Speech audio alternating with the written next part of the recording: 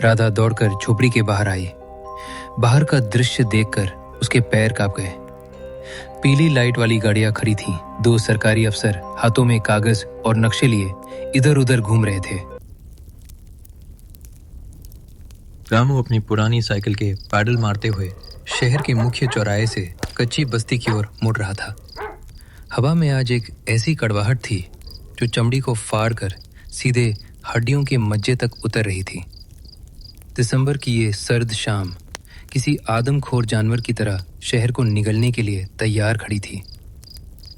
रामू की उंगलियां हैंडल पर जमी हुई थीं और उसके फटे हुए जूतों के छेद से बर्फीली हवा अंदर घुसकर उसके तलवों को सुन्न कर रही थी।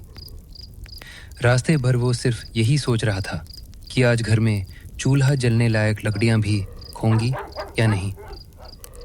जैसे ही वो अपनी झोपड़ी के करीब पहुंचा, उसने देखा कि ऊपर ढकी हुई नीली प्लास्टिक की पन्नी हवा के थपेड़ों से किसी जख्मी परिंदे की तरह फड़फड़ा रही थी।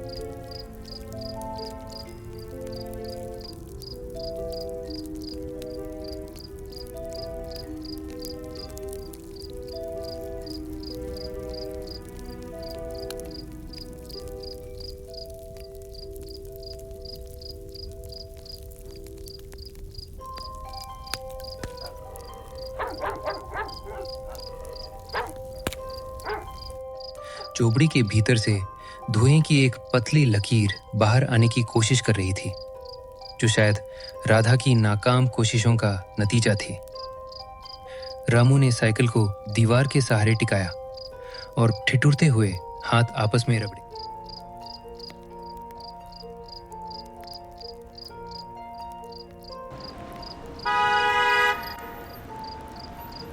उसकी आंखों से पानी बह रहा था, आधा धुएं की वजह से और आधा शायद बेबसी की वजह से।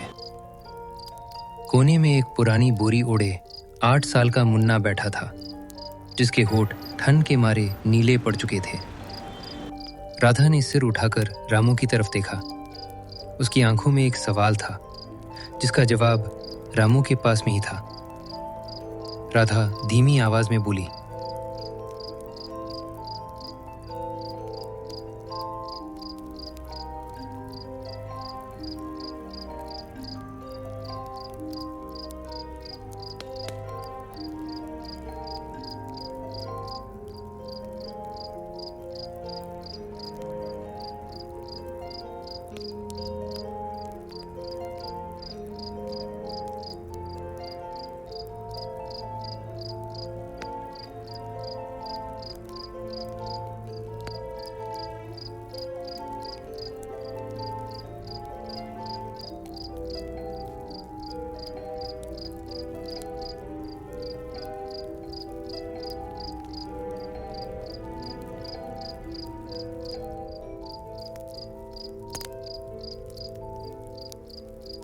बाहर अंधेरा गहरा चुका था और कोहरा किसी सफेद काफन की तरह अंदर कदम रखते ही बिछ गया था। उसे राधा की खांसी सुनाई दी। रामू फिर से बाहर निकला।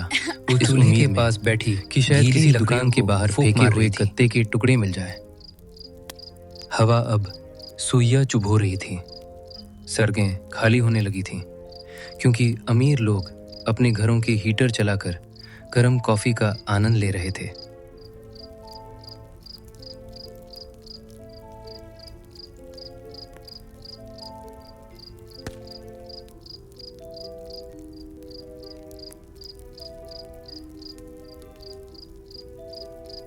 क्या आज भी साहब ने पैसे नहीं दिए? रामू ने अपनी नजरें झुका ली और बुझे हुए स्वर में कहा, राधा बोली कि अगले हफ्ते जब काम बढ़ेगा तब हिसाब होगा, अभी तो बस ये 50 रुपए पकड़ो। राधा एक फीकी हंसी हंसी और बोली, 50 रुपए में तो इस कड़ाके की ठंड में एक वक्त का सुकून भी नहीं आता। रामू, मुन्ना को देखो, कल से इसे बुखार जैसा लग रहा है, बदन तवे जैसा तप रहा है, पर हाथ पांव बर्फ हैं। रामू मुन्ना के पास जाकर बैठ गया और उसके छोटे से सर पर हाथ रखा। वो वाकई तप रहा था। मुन्ना ने अपनी बोझिल आंखें खोली और फुसफुसाते हुए बोला, बाबू, क्या आज रात हम रजाई में सोएंगे? हाँ मेरे लाल, बस थोड़ी देर और रुक जा, मैं अभी बाहर जाकर कुछ और लकड़ियाँ या दत्ते ढूंढ कर लाता हूँ। आग तेज जलेगी तो तुझे रजाई जैसी गर्मी लगे।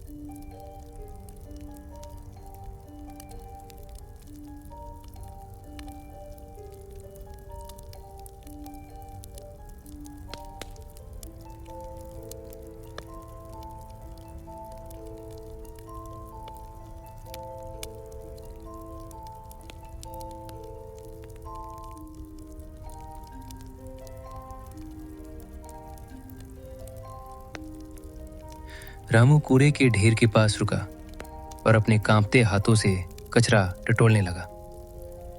तभी पास की एक बड़ी कोठी का गेट खुला और एक कार बाहर निकली। हेडलाइट की रोशनी में रामू की गरीबी साफ चमक उठी। कार के अंदर बैठे शख्स ने शीशा थोड़ा नीचे गिराया और बाहर थूकते हुए कहा, ये भिखारी भी ना, खन में मरने के लिए यही जगह मिली थी इसे। इतना कहकर वो गाड़ी में बैठा और तेजी से निकल गया।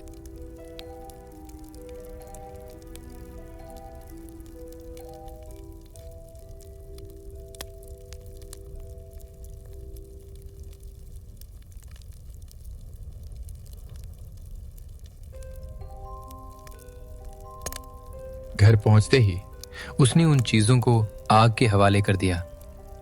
आग की लपटें थोड़ी ऊंची उठी तो झोपड़ी के भीतर एक डरावनी सी रोशनी फैल गई।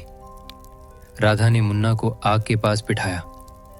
आग की तपन पाकर मुन्ना के चेहरे पर थोड़ी राहत दिखी। राधा ने एक बर्तन में थोड़ा पानी गर्म किया और रामू से कहा, सुनो, अगर कल भी काम नहीं मिला तो हम क्या करेंगे? राशन खत्म हो चुका है रामू और इस को ठंड में बुरा नहीं मुन्ना लगा, का ये हाल देखा नहीं क्योंकि जाता। गरीबी ने उसकी रामू ने आग की ओर देखते हुए कहा, कल मैं बहुत शहर पहले की ही दूसरी सुन्न तरफ कर दिया जाऊंगा। था। सुना है वहाँ नई उसे बिल्डिंग कुछ बन रही प्लास्टिक है, की बोतलें शायद वहाँ और फटे दिहाड़ी हुए मिल टायर जाए। के टुकड़े मिले। राधा वो उन्हें ने समेटकर घर की ओर भागा और बोली, दूर मत जाना रामू, ये कोहरा बहुत जालिम है। कल ही अखबार में छपा था कि फुटपाथ पर 3 लोग जमे हुए मिले।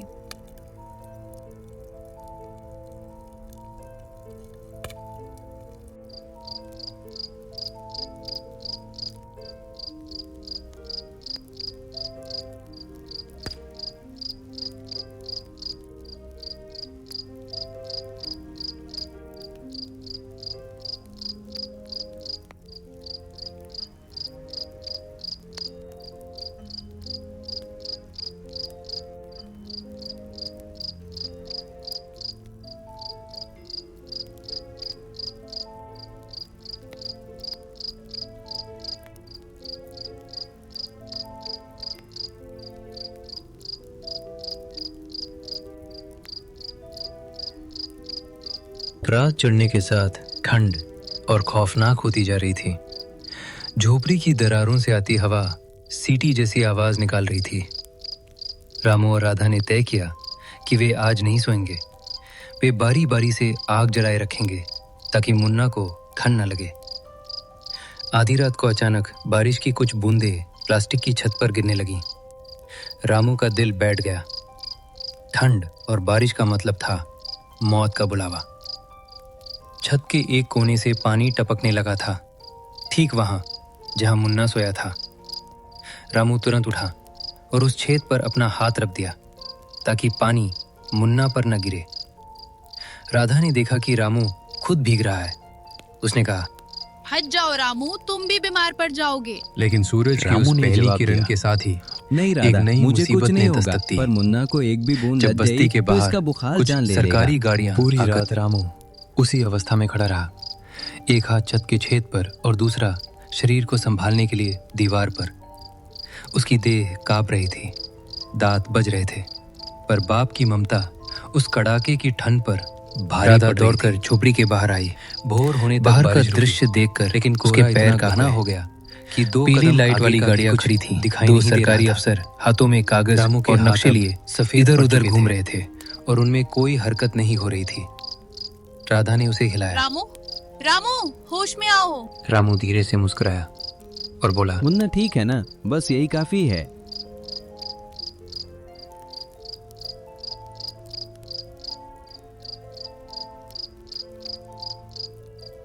सरकारी गाड़ियों की सायरन की आवाज ने पूरी बस्ती को जगा दिया। शांत जगह अचानक शोर से भर गई। रामू छत की दरार पकड़कर खड़ा था। बाहर की आवाज सुनकर उसका दिल जोर जोर से धड़कने लगा।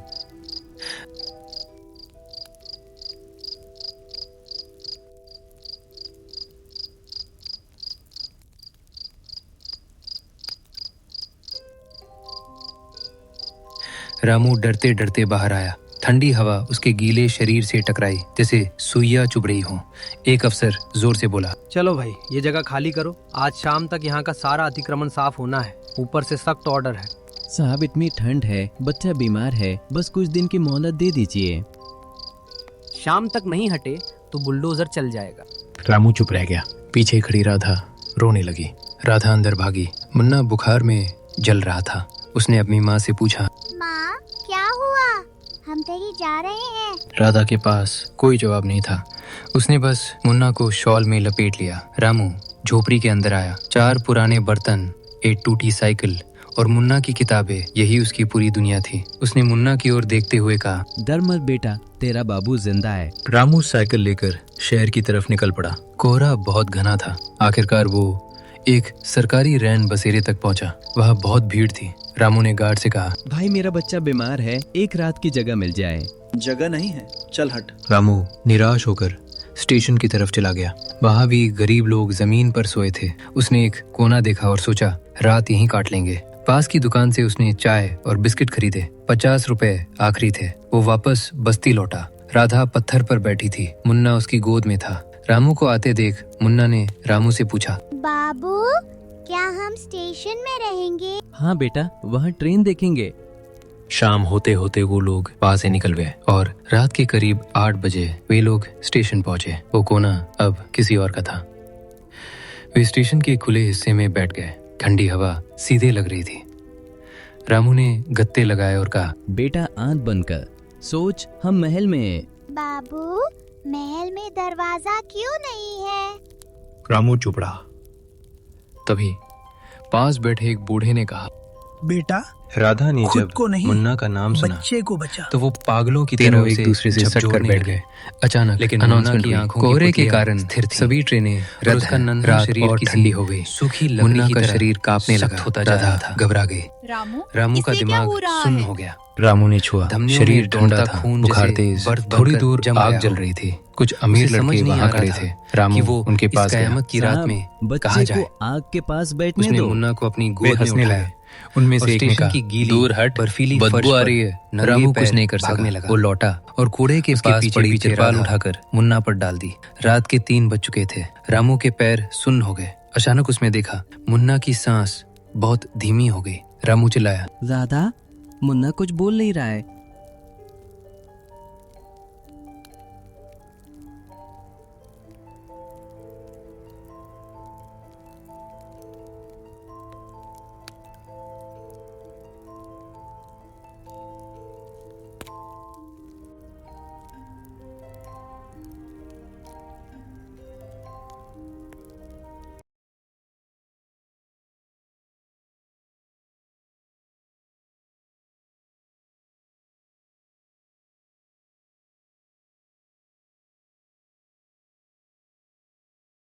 स्टेशन के बाहर खड़ी कार